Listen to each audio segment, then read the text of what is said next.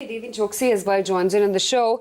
Deven, how perturbed are you about what's going on with Infosys? Although the comments coming in from Nandan Nilekani just 2 minutes back saying that one board member has received two anonymous complaints and they are being dealt with in an objective manner. He's categorically said that the complaints are largely with allegations with regards to the CEO's international travel to US as well as Mumbai.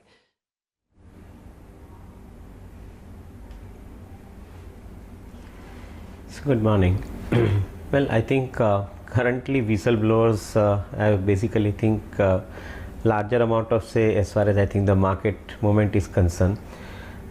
Leave aside that for a while. I would say that I think the problem in this situation is that I think everybody has a right to interpret the way the subject is to be interpreted. I would rather believe that I think the company has the prerogative to respond to such kind of complaints, and should they be in a position to I think give proper answer to the queries raised in the later by the whistleblower, I think that would be the first thing to look at. If they do find something which is objectionable, then something it is a matter to concern about. As of now, I think we would not be able to I think react purely on the basis of the whistleblower's complaint. Would give a fair chance to the company to respond to that. Until such point of time, would reserve my opinion as far as I think the view on the Infosys at this level is concerned. Okay, there have been a whole host of earnings today. I want to talk about the banks. We're watching out for Kotak, we're watching out for Axis. What are you expecting this time around?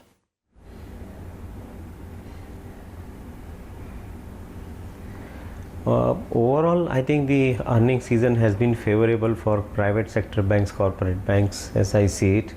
I think the results coming in from HDFC Bank also suggest that the environment has remained pretty cool for them.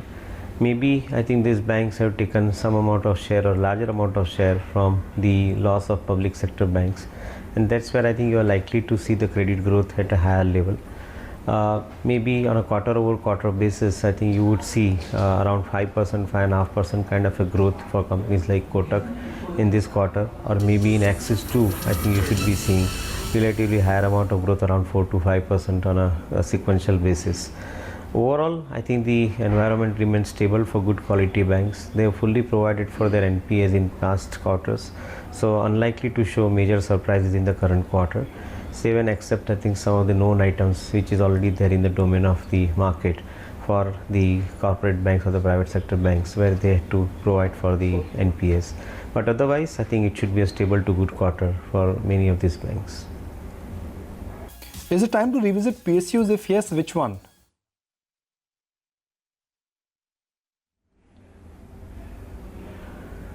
See, I think on one side the PSUs have the fantastic ability to reward the investors, largely because of the changes in the tax structure and I think resultant amount available in hands of the companies which they could possibly distribute.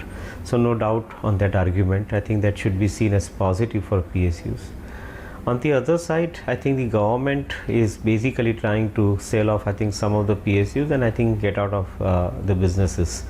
I don't know, I think that uncertainty till the time they sell it off, I think how exactly it will work out on the companies and who the next buyer would be. I think these are some of the guessworks. I think that one can probably leave it for till that point of the transaction happens. But more importantly, the PSUs, I think when they continue to remain with the government, and if they are not I think coming off at the cutting edge, probably I think as far as the performance is concerned, then it's a disappointment which we have been experiencing in our portfolios in the PSU companies in which I think the investors have invested. To me, I think the best part is that I think the government should probably start putting in a very stable management into PSUs, particularly in the PSBs, where the lender is required to know the borrower I think for a longer period of time. I think you should keep that particular continuity in mind while I think placing a new management into these banks. Consolidating PSBs to a larger one I think is a good thing, but at the same time I would expect that the continuity of the management and allowing them to operate with little bit of free hand under the policy framework will probably I think pay better dividend to investors. But continuously I think changing the management and restructuring the companies probably may not help investors. So that's my viewpoint. I would rather think that they have good potential, but maybe I think we require a very stable management to run these businesses. Deven, I don't know if you got a chance to look at how Shree Cement's performance was, because if you look at all parameters, they've delivered and the numbers are a big beat.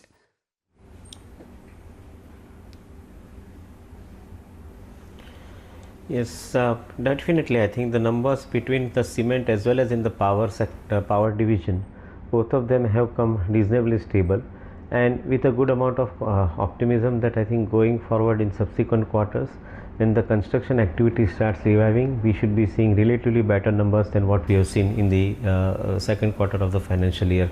So certainly I think there is a reason to remain relatively more confident and optimistic about, I think, many of the cement companies, and the better ones would be, of course, I think the names which you mentioned, the Shree Cement, and from south I think it would be Ramco Cement. So certainly I think one would keenly look at these companies from the investment point of view going forward.